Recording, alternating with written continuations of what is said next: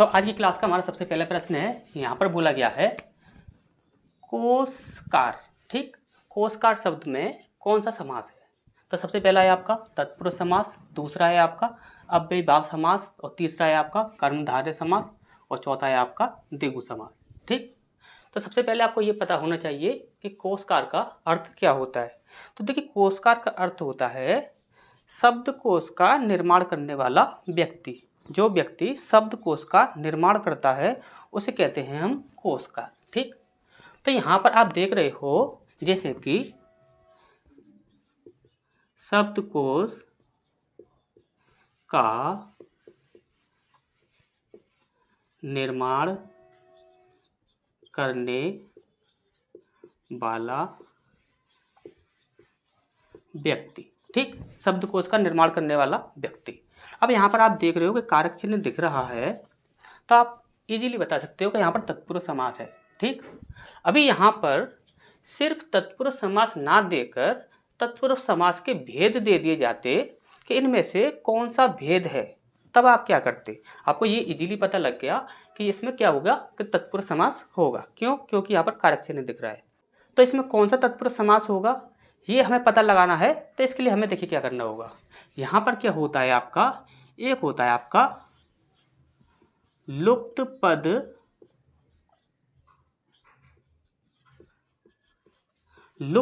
तत्पुरुष समास।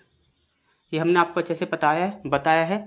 ठीक, तो लुप्त पद तत्पुरुष समास में क्या होता है कि पद वहाँ पर लुप्त हो जाते हैं। क्या हो जाता है? पदों का वहाँ पर लोपन हो जाता है। तो यहाँ पर क्या होगा, शब्दकोश जो होगा इसमें आप देख रहे हो कोशिक।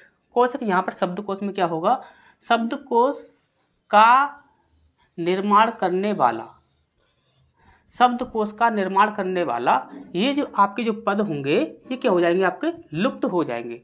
जब ये लुप्त हो जाएंगे तो यहाँ पर क्या हो जाएगा आपका कोसकार। ठीक, क्या हो जाएगा आपका कोसकार। तो यहाँ पर लुप्त पद तत्पुरुष समास आपको लगाना है। ठीक, आपको यहाँ पर ये नहीं करना है कि देखिए यहाँ पर लिखा है शब्दकोश और यहाँ पर लिखा है का और यहाँ पर निर्माण। अब आप बोलोगे शब्दकोश और निर्माण, इन दोनों शब्दों के बीच में क्या हो रहा है, संबंध बताया जा रहा है। किसके द्वारा? का कारक चिन्ह के द्वारा। लेकिन आपको ये कभी भी नहीं करना है।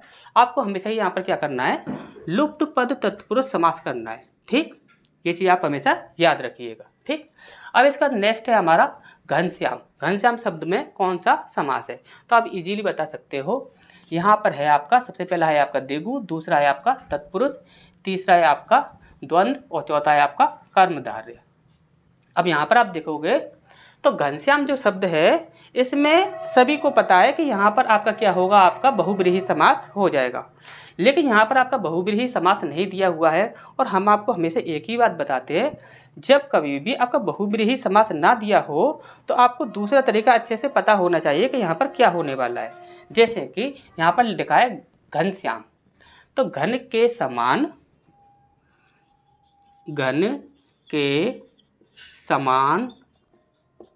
है जो श्याम। ठीक, घन के समान है जो श्याम।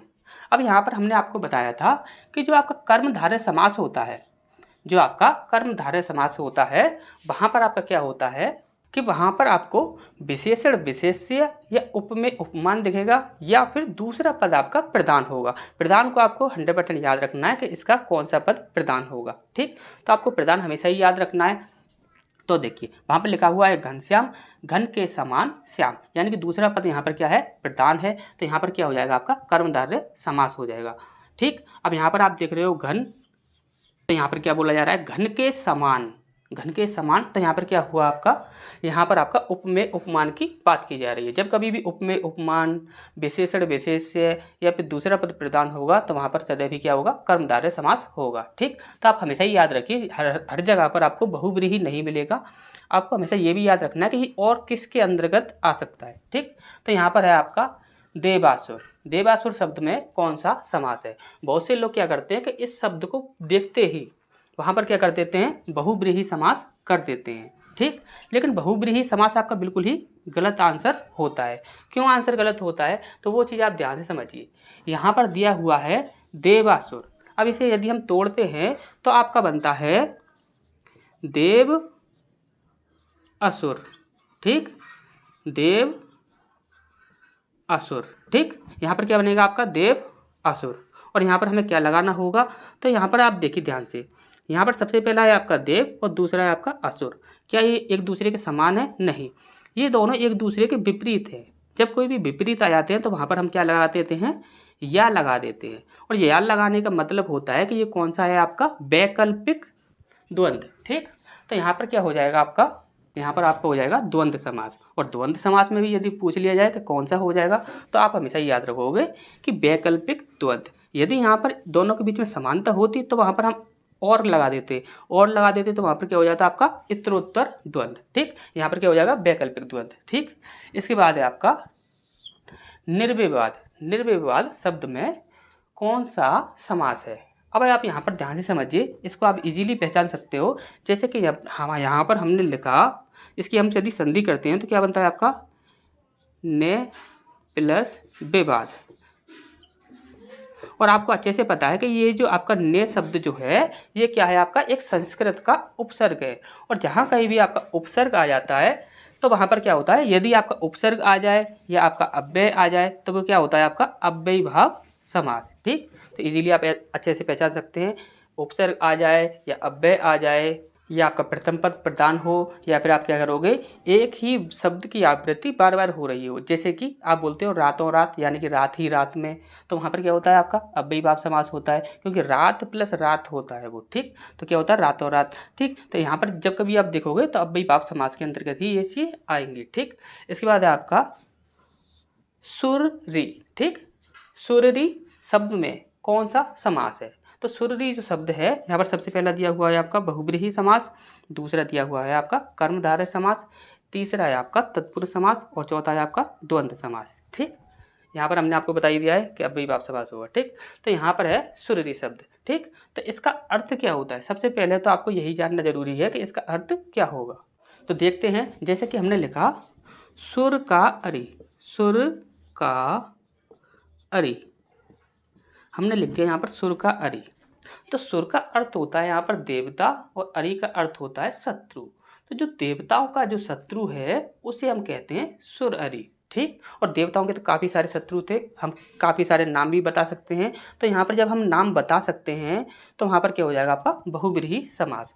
यदि आप हमेशा ही एक बात और याद रखिए, यदि यहाँ पर आप बोल रहे हो सुर का अरि यानी कि देवताओं का शत्रु, अब आप देवताओं का शत्रु बोल रहे हो तो देवताओं का शत्रु कौन है? यदि आप ये नहीं बता पाओगे, यदि ऐसा कोई शब्द नहीं है जो कि आप बता पाओ, उसे भी आप सुर अरि लिखो। देखिए ध्यान से समझिए, यहाँ पर हमने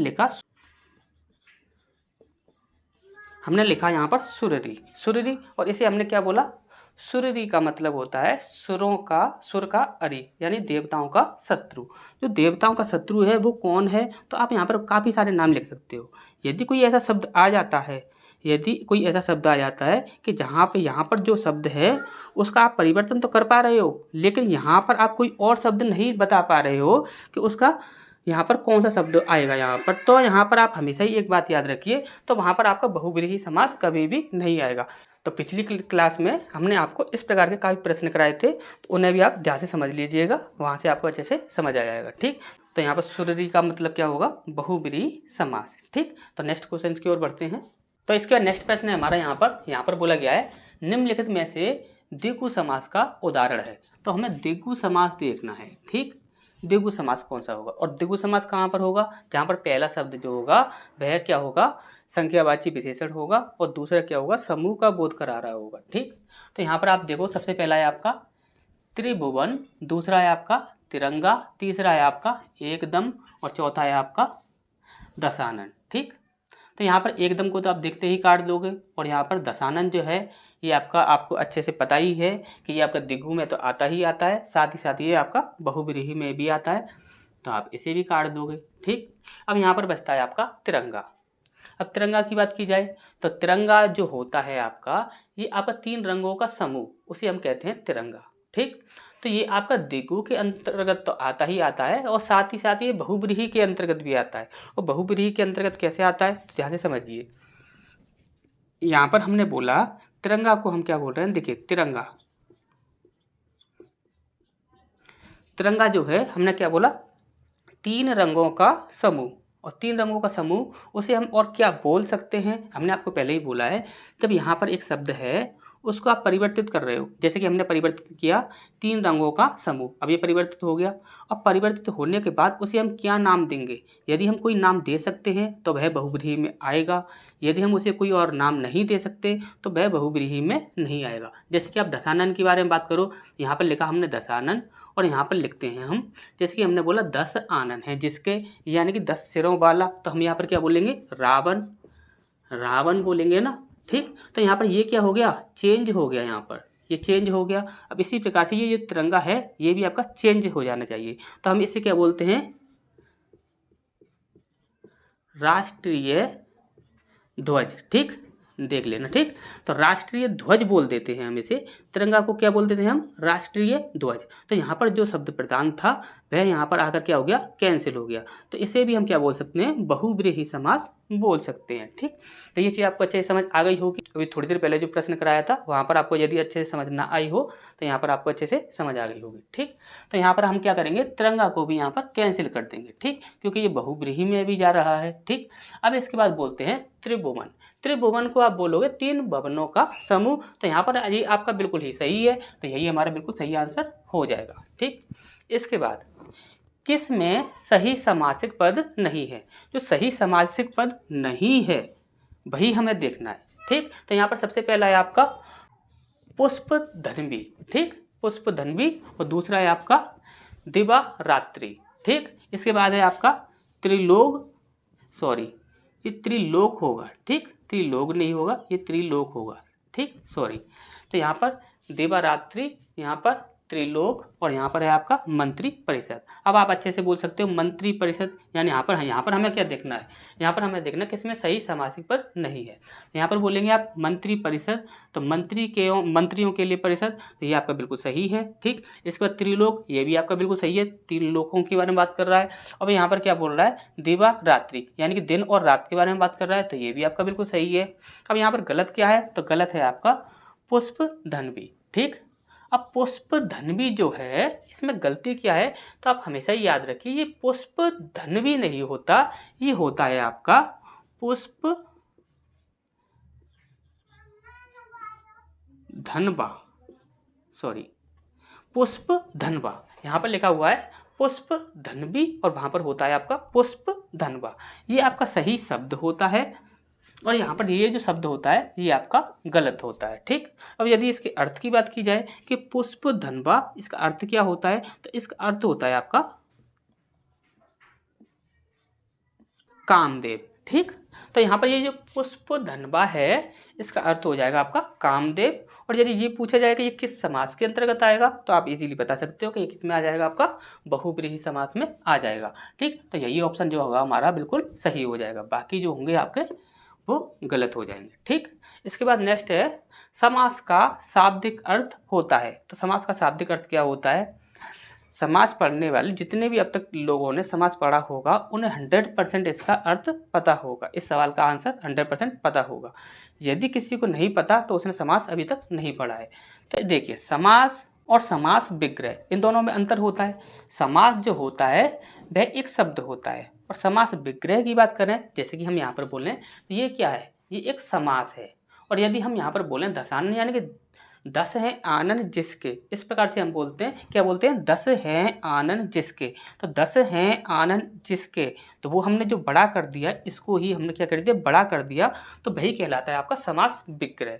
तो यहाँ पर ये जो होता है ये क्या होता है, छोटा रूप, और वो क्या होता है, बड़ा रूप। और छोटे रूप को क्या बोला जाता है यहाँ पर, हमेशा ही संक्षिप्त रूप। आपसे एग्जाम में प्रश्न पूछे जाते हैं, जब कभी भी आपने स्कूल वगैरह में एग्जाम दिए हों, जैसे कि आप देते हो 10th 12th वगैरह के एग्जाम देते हो, तो आपसे बोला जाता है कि इस प्रश्न का आंसर संक्षिप्त में दीजिए। तो संक्षिप्त का अर्थ होता है छोटे रूप में दीजिए, ठीक। इसके बाद है आपका कतर व्योंत। कतर व्योंत में कौन सा समास है, तो सबसे पहला दिया हुआ है आपका द्वंद्व समास, दूसरा है द्विगु समास, तीसरा है आपका तत्पुरुष समास, और चौथा है आपका बहुव्रीहि समास।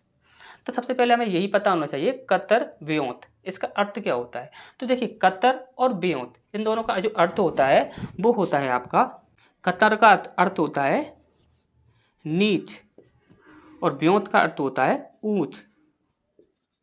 नीच ऊंच यानी नीचा ऊंचा, इस प्रकार से आप ध्यान से समझ लीजिए। कतर का अर्थ होता है नीच और व्योंत का अर्थ होता है ऊंच। तो यहाँ पर देख रहे हो आप, एक है नीच और एक है आपका ऊंच, और ये दोनों ही आपके क्या बन रहे हैं, एक दूसरे के अपोजिट बन रहे हैं, यानी कि एक दूसरे के विपरीत बन रहे हैं। तो यहाँ पर क्या हो जाएगा आपका, द्वंद्व समास तो होगा ही होगा, लेकिन यहाँ पर क्या हो जाएगा, या का प्रयोग हो जाएगा। तो यहाँ पर क्या हो जाएगा आपका, यहाँ पर हो जाएगा आपका वैकल्पिक द्वंद्व। ठीक, क्योंकि हम क्या करते हैं, जहाँ कहीं भी आपका अपोजिट वर्ड आ जाते हैं तो वहाँ पर हम क्या कर देते हैं, वैकल्पिक द्वंद्व। ठीक, अच्छे से ये चीज़ समझ आ गई होगी। तो यहाँ पर क्या हो जाएगा, द्वंद्व, और यदि द्वंद्व में भी पूछा जाता तो आप बोल देते वैकल्पिक द्वंद्व। ठीक, अब इसके बाद नेक्स्ट है बैलगाड़ी। बैलगाड़ी शब्द में कौन सा समास है। बहुत ही ज़्यादा इजी है, आप इजीली बता सकते हो, लेकिन हम आपको एक और चीज़ बताएंगे यहाँ पर, वो चीज़ आप ध्यान से समझिएगा। सबसे पहला है आपका अव्ययी भाव समास, दूसरा है आपका कर्मधारय समास, तीसरा तत्पुरुष समास, और चौथा है आपका द्विगु समास। तो यहाँ पर जो आंसर होने वाला है वो तो आपको अच्छे से पता है कि वो क्या होने वाला है, तत्पुरुष समास। लेकिन एक चीज़ और अब ध्यान से समझिए आप, कभी कभी क्या होता है, इसका जो समास विग्रह होता है, जो सही समास विग्रह निकालने के लिए हमें बोला जाता है, तो वहाँ पर हमें कभी कभी गलती देखने को मिलती है। तो वो गलती क्या होती है, जैसे कि बैलगाड़ी लिखा हुआ है तो वहाँ पर आपसे बोला जाता है बैल के लिए गाड़ी। जैसे कि आपसे बोल दिया जाए बैल के लिए गाड़ी। ठीक, ये बैल के लिए गाड़ी, इस प्रकार से ये आपका एक ऑप्शन है, और दूसरा जो ऑप्शन रहेगा वो रहेगा आपका बैल की गाड़ी। ठीक, बैल की गाड़ी। ठीक, सबसे पहला है आपका बैल के लिए गाड़ी और दूसरा है आपका बैल की गाड़ी। यदि इस प्रकार से आपके चार ऑप्शन दिए जाते हैं तो आपसे पूछा जाता है कि इसमें से कौन सा सही होगा। तो अधिकतर लोग क्या करते हैं, बैल की गाड़ी और ये बैल के लिए गाड़ी, इन दोनों में से क्या करते हैं, बैल के लिए गाड़ी, इसको यहाँ पर सही कर देते हैं। लेकिन ये आपका हमेशा ही क्या होता है, गलत होता है, क्योंकि बैल के लिए गाड़ी नहीं होती। जो बैलगाड़ी जो होती है वो सामान ढोने के लिए, इंसानों के लिए होती है, बैल के लिए नहीं होती। तो क्या होता है, बैल की गाड़ी होती है। ये वाला ऑप्शन आपका सही हो जाता है, बैल की गाड़ी। क्यों, जैसे कि आप यदि मान के चलो आपने एक लकड़ी की गाड़ी बनाई, तो आप उसे क्या बोलोगे, लकड़ी के लिए गाड़ी नहीं, आप ये बोलोगे लकड़ी की गाड़ी। ठीक, तो यहाँ पर हमेशा ही आप याद रखिए बैल की गाड़ी आंसर सही होता है। ठीक, तो यहाँ पर नेक्स्ट की ओर बढ़ते हैं। इसके बाद हमारा नेक्स्ट प्रश्न है, यहाँ पर बोला गया है कमल नयन। कमल नयन में कौन सा समास है। तो आपको अच्छे से पता है कि कमल नयन जो है यहाँ पर क्या है। जैसे कि हम यहाँ पर ऑप्शन की बात करें तो यहाँ पर सबसे पहला है आपका तत्पुरुष, दूसरा है आपका द्विगु, तीसरा है आपका बहुब्रीहि, चौथा है आपका द्वंद्व।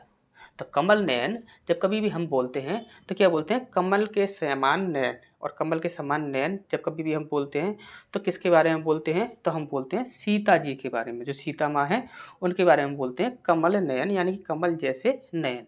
तो यहाँ पर क्या हो जाता है आपका बहुब्रीहि। ठीक, इसके बाद नेक्स्ट है आपका श्रेष्ठ कवि। श्रेष्ठ कवि में कौन सा समास है। तो सबसे पहला दिया हुआ है आपका द्विगु, दूसरा दिया हुआ है आपका कर्मधारय, तीसरा दिया हुआ है द्वंद्व, और चौथा दिया हुआ है तत्पुरुष। ठीक, तो यहाँ पर यदि आप बात करो श्रेष्ठ कवि, यानी कि कवियों में जो श्रेष्ठ है उसके बारे में बात की जा रही है, तो हमने आपको हमेशा ये बोला है कि जहाँ कहीं भी आपका उपमेय उपमान दिख जाए, या फिर विशेषण विशेष्य दिख जाए, या किसी शब्द की आवृत्ति बार बार हो रही हो, तो वहाँ पर क्या हो जाता है, आपका कर्मधारय समास हो जाता है। ठीक, अब यहाँ पर वशीकरण।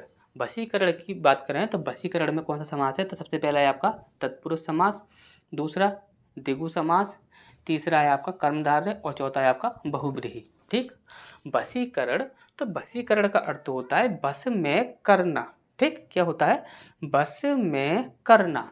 अब यहाँ पर क्या आ रहा है, बस में करना, तो ये क्या हो जाएगा, आपका तत्पुरुष समास हो जाएगा। यदि आपसे ये पूछ लिया जाएगा तत्पुरुष समास का ये कौन सा भेद हो जाएगा, तो आप क्या बोल रहे हो, जैसे कि यहाँ पर वशीकरण लिखा है तो आपने बोला यहाँ पर बस में करना। ठीक, बस में करना। अब यहाँ पर इन, एट, ऑन, इस प्रकार की प्रीपोजिशन जहाँ कहीं भी फिट होती हैं, या फिर में, पर, ऊपर, इस प्रकार से जहाँ कहीं भी आपको दिखता है तो वहाँ पर आपका उन कारक चिन्हों के लिए क्या करते हो, अधिकरण। क्या बोलते हो, अधिकरण। तो ये क्या हो जाएगा आपका अधिकरण तत्पुरुष। ठीक, ये क्या हो जाएगा आपका अधिकरण तत्पुरुष। इसके बाद नेक्स्ट है आपका कौन सा गलत समासिक पद है। ठीक, यहाँ पर गलत की पहचान करनी है हमें। किसकी पहचान करनी है? गलत की। तो सबसे पहला है आपका काला सांप। काला सांप में दिया हुआ है आपका काला है जो सांप, तो ये तो बिल्कुल सही है। ठीक, तो ये तो हमारा गलत की पहचान करनी है, तो इसे हम यहाँ पर कैंसिल कर देते हैं। ठीक, इसके बाद है आपका शताब्दी। शताब्दी का अर्थ क्या होता है? शत अब्दों यानी कि वर्षों का समूह। ये भी आपका बिल्कुल सही है, तो इसे भी यहाँ पर हम कैंसिल कर देते हैं। ठीक, अब इसके बाद नेक्स्ट है आपका स्वर्गगत। स्वर्गगत का अर्थ है यहाँ पर स्वर्ग को गत, यानी कि स्वर्ग को जाना। क्या? स्वर्ग को जाना। गत का अर्थ होता है जाना। ठीक, तो यहाँ पर स्वर्गगत का अर्थ है स्वर्ग को गत, यानी कि स्वर्ग को जाना। तो ये भी आपका बिल्कुल सही है, तो इसे भी यहाँ पर कैंसिल कर देते हैं। तो यही हमारा गलत हो जाएगा। कैसे गलत हो जाएगा? तो यहाँ पर लिखा हुआ है आजन्म। आजन्म का अर्थ हुआ है यहाँ पर जीवन पर्यंत। तो देखिए जीवन पर्यंत नहीं होता, ये आजन्म जो होता है ये जीवन पर्यंत नहीं होता। इसका अर्थ होता है जन्म से।